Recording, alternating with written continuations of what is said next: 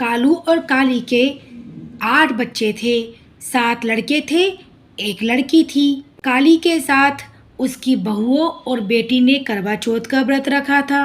रात्रि को कालू के लड़के भोजन करने लगे। उन्होंने अपनी बहन से भोजन के लिए कहा। बहन कहती है, भैया आज मेरा व्रत है और मैं खाना चंद्रमा को अर्घ्य देकर ही खाऊंगी। सबसे छोटे भाई को अपनी बहन की हालत देखी नहीं जा रही थी और वह दूर पेड़ पर एक दीपक जलाकर चलनी की ओट में रख देता है, जो ऐसा प्रतीत होता है जैसे चतुर्थी का चांद हो। उसे देखकर सातों भाइयों की बहन करवा चांद को अर्घ्य देकर खाना खा लेती है। जैसे ही वह एक टुकड़ा मुंह में डालती है, उसे छींक आ जाती है। दूसरा टुकड़ा डालती है तो उसमें बाल निकल जाता है और तीसरा टुकड़ा मुंह में डालती है, तभी उसके पति की मृत्यु का समाचार उसे मिलता है। वो बहुत दुखी हो जाती है। उसकी सभी भाभियां उसे सच्चाई बताती है और कहती है, दीदी आपके भाइयों के कारण ही आपका व्रत टूटा है और जिसके कारण देवता नाराज हो गए हैं।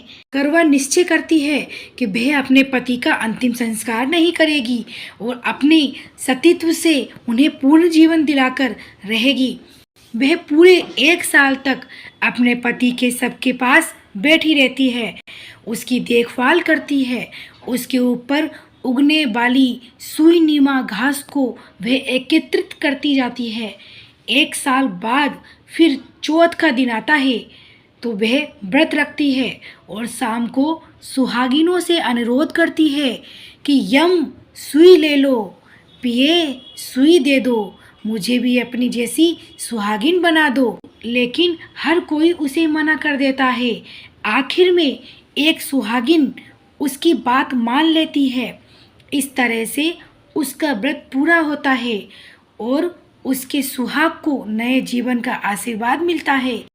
इस कथा को कुछ अलग अलग तरह से सभी व्रत करने वाली महिलाएं पढ़ती है और सुनती है।